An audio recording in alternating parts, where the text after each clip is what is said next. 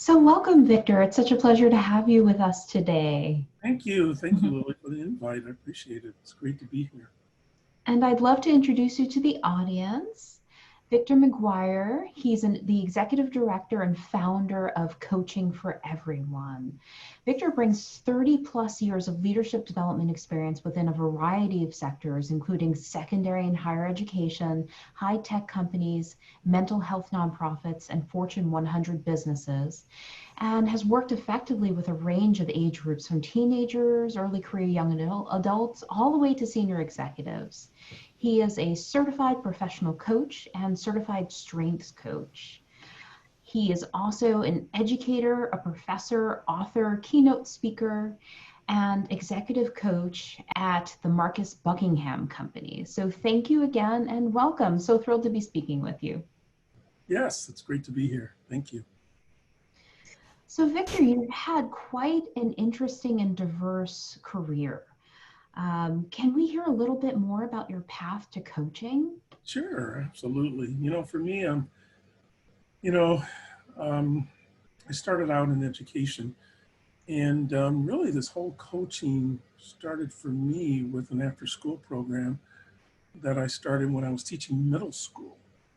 Hmm. And you'll see the connection here, but it was an after-school program. It was called Spice of Life and dealt with self-esteem, motivation, communication, time management, mentoring. And I met with the students for about 12 to 14 of them for 6 weeks. We did a lot of service learning. We culminated it with a small little presentation, a little show that we wrote that we created together, and we would take that to elementary schools and senior citizens um, to perform. And so one Hmm. group led to three groups, led to a grant from the governor's office in Colorado that got me out of teaching for a little bit to train other teachers. And then I went into administration in a high school and then decided to go and um, do my PhD work. But even then, I didn't really let it go because I had a summer camp at a leadership camp, which was just called Spice Camp. Ran that for 5 years. And then then even decided, well, even though I can't do the camp or I can't do the after school program, is when I wrote this book called No Negatives, classroom, sort of a leadership guide for teachers to use within their classroom, or a standalone book for students to read. And it dealt with those same areas: self-esteem, motivation, communication, time management, mentoring, service learning. So we just um, we just sort of stayed with it. And then I went on, got my doctorate, and started training teachers at the university level across the country. And then I had done some work in China. And on my way back from China, one of my colleagues was um, on a train at the airport coming back from one of the concourses, and ran into a friend of ours, a mutual friend of ours, and she asked where I Oh, was. wow. And my buddy says he's in China, but he's literally on his way back. And she says, well, I work for a leadership development company, and we're hiring facilitators. And I remember the work that he did with those middle school kids, and his Spice of Life and the no negatives presentation and all that. And she says, with this group that we're doing now with execs, it's like his Spice of Life group for adults. And so Oh, wow. we want to talk to him and see if he would have any interest. So that was about 7 or 8 years ago. And she tracked me down and we talked, and I got hired. And I was in the leadership development world and the coaching world at that time. And so I was doing more leadership development, then coaching, and then decided that the way coaching had changed, you could still do some coaching, but what had happened was people really were looking for certified coaches. Right. So then I went back and went back to school basically and got certified. And right at that time, I got hired by another organization, a leadership development company called the Marcus Buckingham Company. And that's where I started coaching and doing leadership development work. And it was after a session with one of my clients that I said, gosh, what would it be like if we offered this same level of coaching to underrepresented, under-resourced groups? And we'll talk more about that later. But Yes. that's sort of my that's sort Your of journey, if my you will. journey into how all this came to fruition. There's so much that I love about that story. For one part, the serendipity of having a colleague meet another colleague and recall that you had elements that you had middle school students around leadership and coaching and self-esteem that could then be translated to the senior executive space. Exactly. So serendipitous that they Yeah, would connect and speak of absolutely. you as you were planning to return, and you had Absolutely. a new role to step into right there. Exactly. And Exactly. another string that I would love to pull out is how much of a lifelong learner you are. That is a lot of years in school and a lot of certifications. Tell us Yeah. a little bit more about your passion for learning. Well, I think I got some advice, some early advice, and I think I'm sure you even have heard this, but I remember when I was thinking about going and getting my doctorate or some of the other experiences that I had. Someone shared with me, and they said, the best investment that you can make is in yourself, and Yes. and that always pays off. So I've always kept that in mind, and I've always felt that, well, there's another certification probably around the corner that will prove to be advantageous to the work that I'm doing. And because I truly believe in that, the best investment that one can make is in themselves, in order to do the work that you want to do for others. Absolutely. Absolutely. And that certainly parallels with coaching and working with your clients. Mm-hmm. So, could you tell us a little bit more about the types of clients that you've traditionally worked with at Marcus Buckingham? Right. Yeah, I've been fortunate. I've worked with people in the retail industry and the technology industry, and before that, the healthcare and food and beverage, and Mm, even nonprofit. But what I find is that because I am so focused on looking at the whole person of when I'm coaching, um, I might not spend a lot of time and energy on their title as opposed to who they are.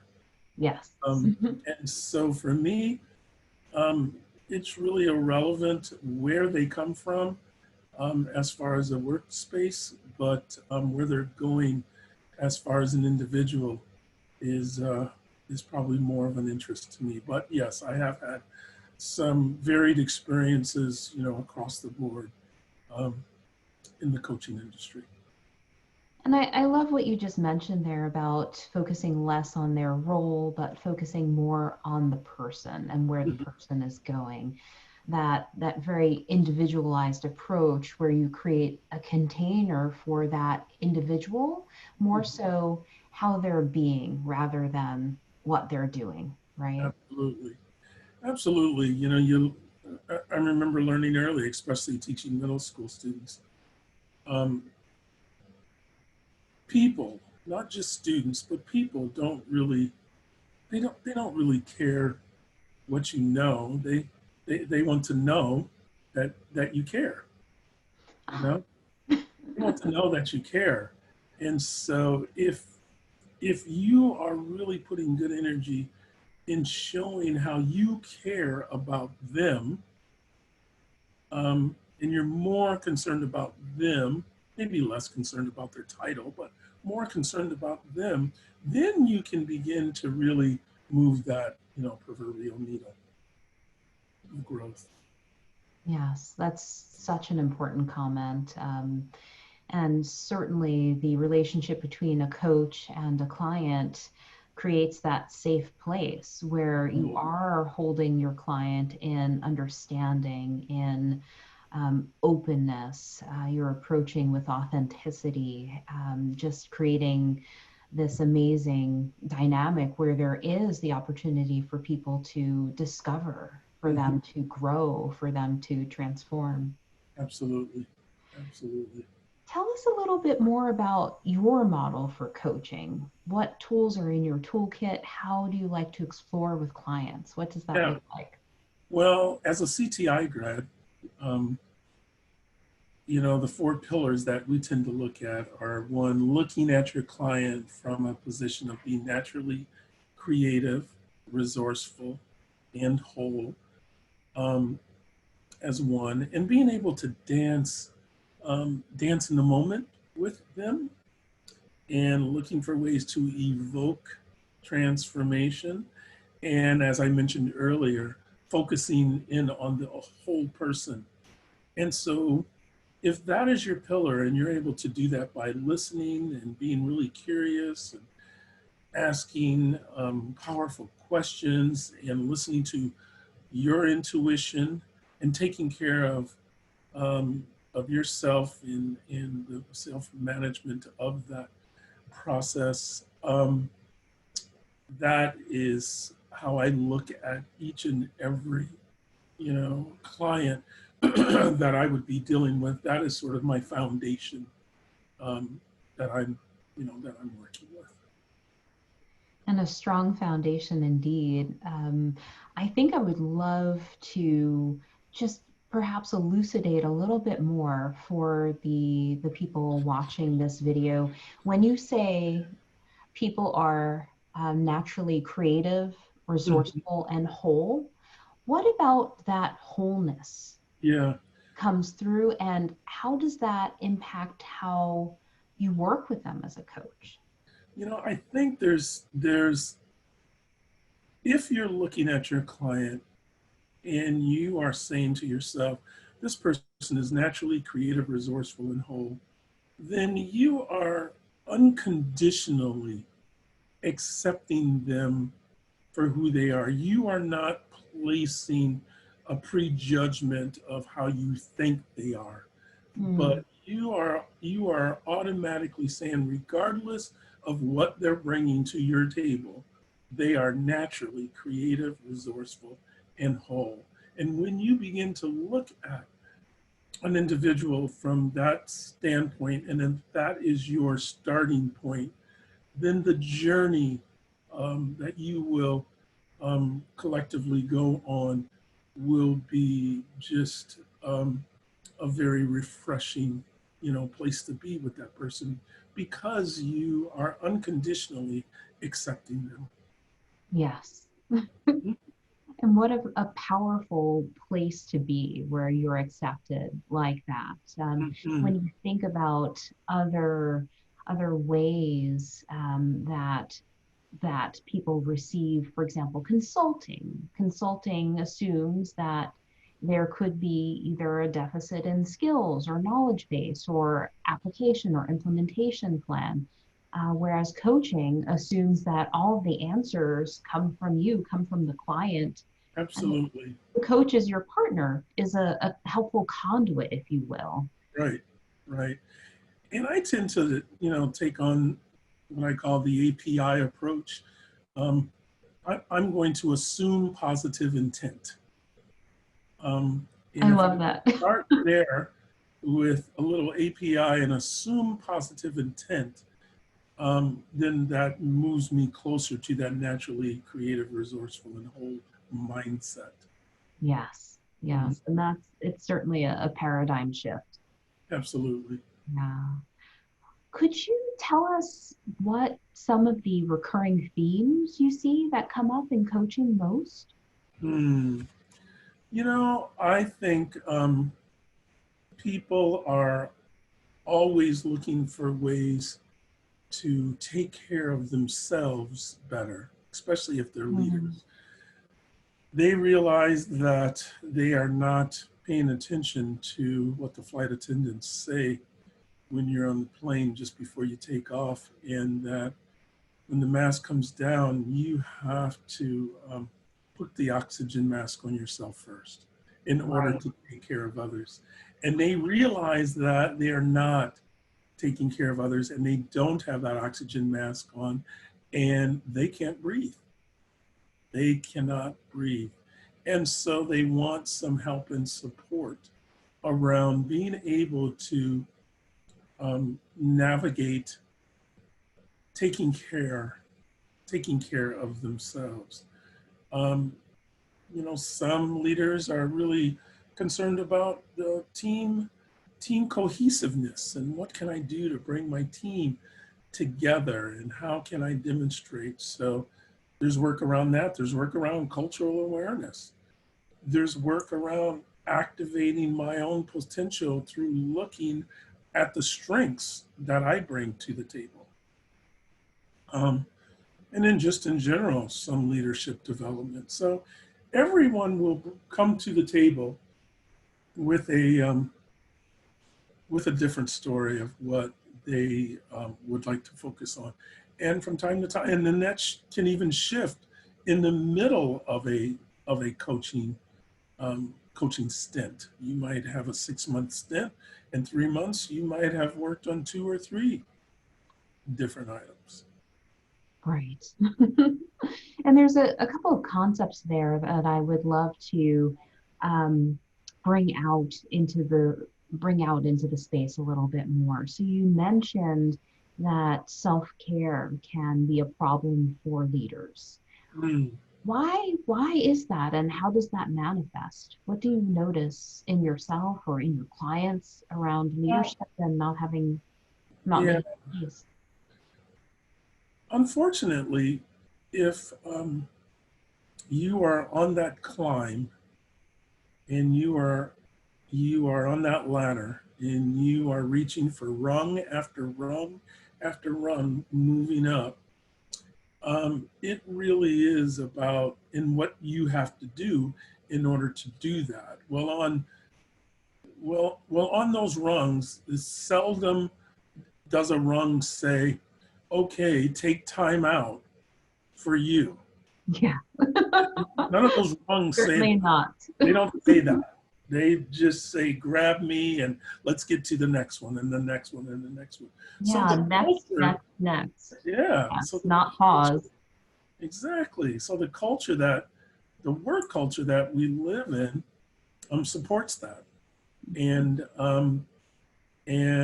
if that is what is being demonstrated by your colleagues around, by the people that you report to, then you are going to teach yourself the way you're taught. And if you're taught that way, then, and it's not until um, typically someone from outside of your sphere walks in and says, well what about you? Well, what about you? Hmm. And seldom is anyone really asking about you.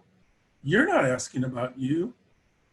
We get a you day a year, and it's typically around some kind of celebratory day.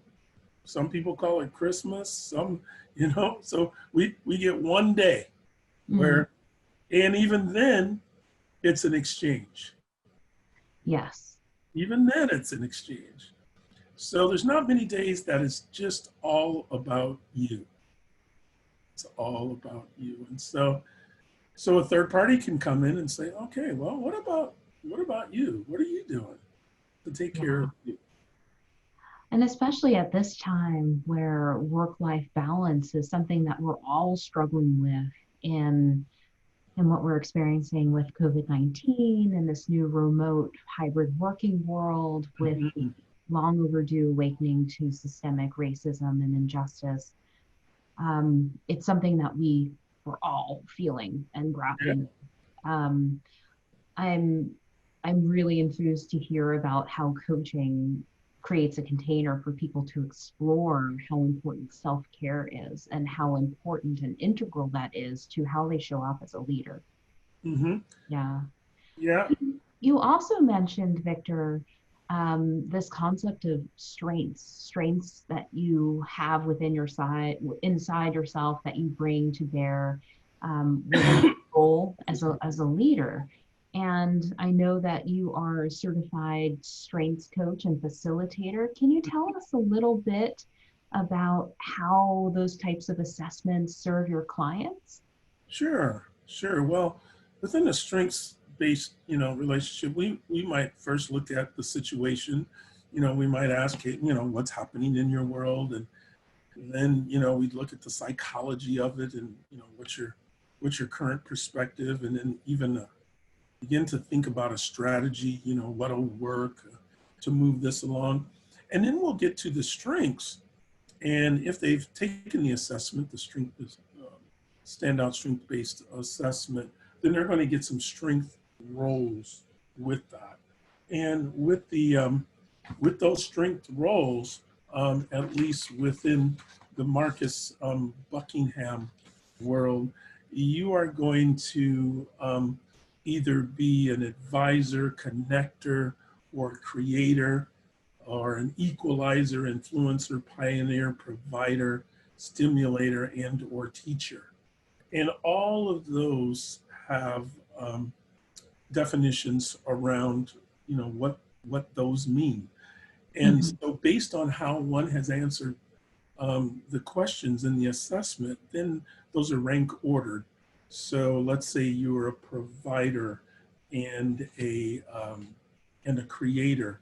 So a provider might look for a sense, might sense other people's feelings, and they feel sort of compelled to recognize these feelings and give them a voice to act upon them.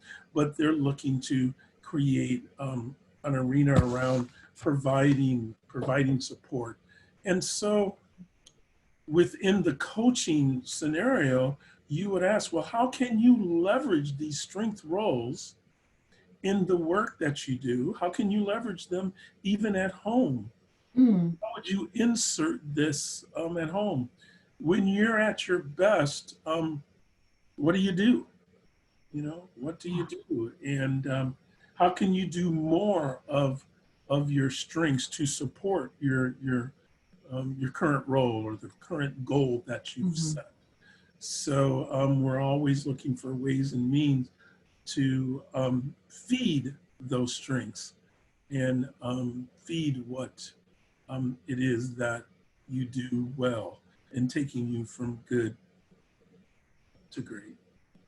It's such rich context because it starts with it's strengths focused and it's not deficit focused. Mhm. So you Absolutely. asked specifically, you find out what you do when you're at your best. So this is this where you step into where you feel that you're most natural, where you're coming into your own, where you have your sense of power and purpose, where you're perhaps even dipping into that flow state where you're naturally at ease and functional and it comes in an effortless way, and Mhm. building upon that, that's really how you get to great rather than Absolutely. Ab- incrementally increasing on a skills deficit. Yeah.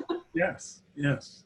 Indeed. Yeah, yeah, and a very empowering process for people to reflect and to acknowledge those parts of themselves. Hmm. Yeah, yeah. So, Victor, I would love for you to tell us a bit more now about Coaching for Everyone. I know this is your passion project and Yes. such a critically important one as well. Tell us how Coaching for Everyone came to be. You alluded to it at the beginning of the interview, but you have the stage. Tell us your story. Well, so Coaching for Everyone started about 5 months ago. And I really was born out of the question of what would happen if um, an underserved, underrepresented group, BIPOC, brown and black people, had the opportunity to receive coaching at this level, at a high level, how would that impact their trajectory? Mm. And so that's how it started. There's really two missions. There's that mission, and then the other mission is we're going to create a fellowship program where we will take BIPOC individuals and put them through a coaching training program so that they can become coaches themselves. Um, and so those are, those are our two missions. And we started with just that idea, and then that led to a name, which led to um, a fundraising campaign, which we were, which was real, which went really well for our first time out. And now, we applied for our 501c3, and we received that and putting a board together. And Congratulations. yeah, In all of 5 months, all of yeah, that. 5 months, all of this is going on. Putting our board together. We're working on a book for coaching. And so, yes, we really want to, as I mentioned earlier, move that proverbial needle. What we see is really being able to add to the face of coaching by having a more diverse coaching force out there. And so we look to certify anywhere from 50 to 75 people over a course of a year, and put them into coaching roles, and really make an impact from that perspective, Yeah. because we know that anecdotally we know that brown and white people make up maybe 1 to 3% of the coaches that are out there. And so we just know that there's a need for more coaches of color, and that's what our mission is to do. And Yeah. that's what we're doing. Such an important mission. And with my own experience going through coach training, I certainly didn't have any front of the room leaders that Mhm. looked like me, that were Black or brown. I um, had very few leadership groups that had other people of color represented. Mhm. And in speaking of that impact, you are providing an impact on the clients who receive coaching. That's an Absolutely. extraordinary impact, but you are also creating a major positive impact on the coaching profession, where they have struggled with an underrepresentation from people of color. Mhm. And it's so important, similar to healthcare, when people of color have access to healthcare professionals of color, Mhm. their health outcomes can improve. It's a matter of seeing yourself represented where you are, and the importance of this cannot be overstated. Mhm. When you have an ample number of coaches of color serving clients of color and well-vetted allies serving clients of color, it means that they can more rapidly excel within organizations. They're receiving this extraordinary leadership training. So thank you for the work you're doing. Absolutely. Well, and I'd be remiss if I did not share that the only way that this happens is with the support of so many other people. And we've got a little army of volunteers that have just been helping us really get this off the ground. And so we're on our way, but it's definitely taking a village to make this happen. Yes, yes. I would also love to share right now. Victor and I are very excited to share with the audience that Coaching for Everyone and Well Market are partnering on a project to serve Div Inc.'s Social Justice Innovation Accelerator. So, Victor, this is actually going to be the first partnership for Coaching for Everyone. Mm-hmm. And the clients that will be receiving coaching services are the underrepresented founders that are heading up companies, startup companies, and nonprofit organizations that are looking to eradicate systemic racism in housing, voting, criminal justice, and healthcare. So a big mission on both sides. Tell us about your goals for this first partnership. Well, we want to, adhere to our mission of providing, executive level coaching to the startup CEOs and support them in the best way that we possibly can. We know that there will be some other outcomes that maybe we hadn't planned on, but we want to watch this group very closely so that we can see and identify what the outcomes were, what the pluses were, what the wins were in providing coaching to them. So we're just excited to match up our coaches, and our coaches are really enthused to get their first assignment and have at it. Yeah. And we've been hearing wonderful things from the Div Inc. side as well. Mm-mm.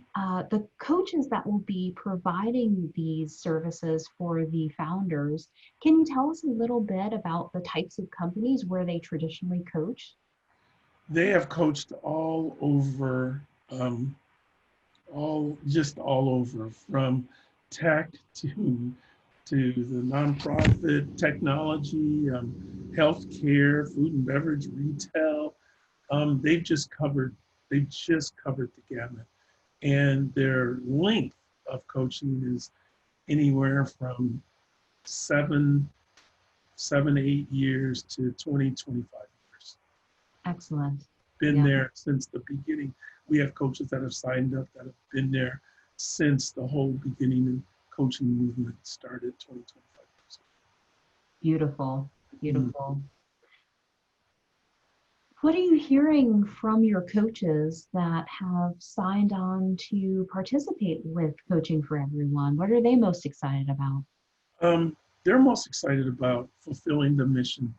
I think what we're hearing, a resounding message that's been consistent, evolves around it's about time. Yes, it's about time. Saying it's about time. We know this. Even the allies, even the white coaches out there are saying, yes, I definitely recognize that this is a pretty homogenous field, but thank you for doing this, and it's about time.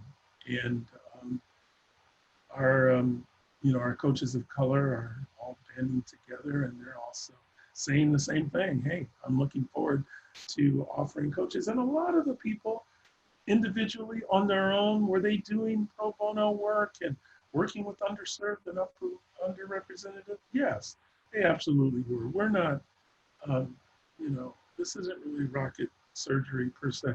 We're not creating anything new. We're just taking it to the masses. Yeah, it's really scaling the solution and looking at outlining those anticipated outcomes, that anticipated impact, and evaluating it and bringing more resources behind you so you can do it systematically. So, Absolutely. absolutely. So, perhaps in sort of towards our closing, what's your vision for the future of Coaching for Everyone? Where do you want to be in 5, 10 years with this organization? I want to be able to say that, boy, when we started, we didn't have, we had X amount of, we had 1%, 2%, and now all of a sudden, we're at 20% or 25% or whatever that number is. But we want to definitely move that needle. We want to definitely provide a service of coaching to people that just didn't even, and just weren't even aware of it. We want to create that level of awareness around coaching. So they're not asking, oh, so you coach football? Is that what coaching is? Right. Oh, you're a basketball coach. So we've increased the level of awareness with underrepresented, under-resourced population. So increasing awareness and putting coaching more on the map with Absolutely. with emerging talent communities. Absolutely. One more question about building awareness about coaching. If I had to ask you perhaps the top 3 ways that coaching helps people unlock their potential, what would you say? One is it gives them the opportunity for them to solve their own problem as opposed to looking for someone else to solve it for them. It also gives them the opportunity to look at a different perspective of a particular problem and look at a new way of looking at it. And then it circles back to puts them in position that it's okay to ask for help and support. Yeah. Yeah, that's okay. Yeah. So I heard a few themes there: self-efficacy. Mm-hmm. I heard some dexterity in problem solving. And I also heard that you don't have to go it alone. Exactly. Yeah, yeah, beautiful. So Victor, you're also going to be presenting in about a week and a half or so at the International Coaching Federation's conference. Can you tell us a little bit about what you have in store? Yes, primarily you got 3/4 of my presentation because it was introducing the audience to for Coaching for Everyone. That's why I was asked to present and to talk about Coaching for Everyone. We shared a little bit about the inequities of coaching, a few statistics, et cetera. But really, it was just introducing Coaching for Everyone to that population, to the ICF population. But I'm pretty enthused and pretty happy to have that opportunity to be able to do that. Absolutely. And And I think for the people listening in, ICF is the credentialing body for the coaching profession. So an extremely large organization, tens of thousands, if not yes, hundreds of yeah, thousands of members. 10,000 at least, yes. Yes. So, Victor, I hope you're ready for a massive influx of people who want to join you, coaches of color and allies, to be able to scale your mission even faster. We're looking forward to it. We're looking forward to it. So thank you so much for being a part of this session today and for sharing Coaching for Everyone. This is the kind of the first foray into giving access to a broader audience about what the mission is and how they'll be serving. And we hope to hear more from you as well. All right. Well, thank you for your time. And thank you for the invite. And really looking forward to our partnership. Thanks, Lou. We are as well. Thank you. All right.